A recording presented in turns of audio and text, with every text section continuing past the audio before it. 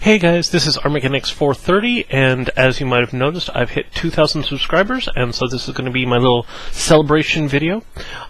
Basically, I'd like to start out, and I'd like to define basically 4 kinds of questions that people would ask one another.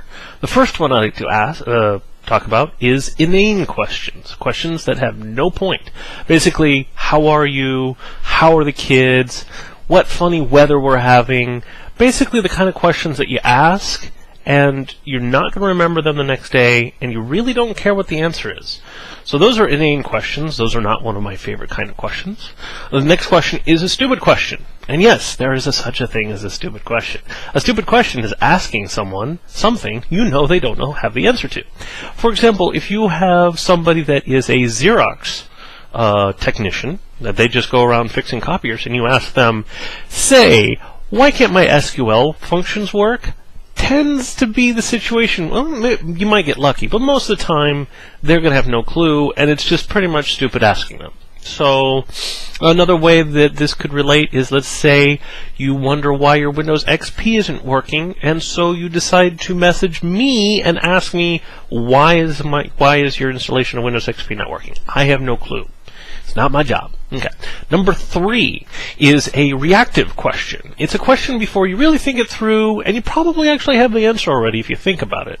There's a lot of questions like that, like just to verify something like, let's say you're changing a tire and you say, what PSI should the tire be at, and stuff like that. You might already know the answer to that, but you just ask it just to kind of clarify. So that's that sort of thing. It's a little bit more thought out.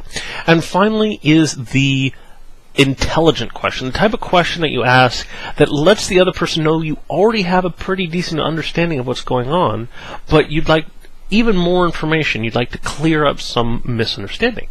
So this relates to what my celebration sort of thing is going to be, because I'm wondering, I am now posting this video up so that you guys can ask any kind of question you want.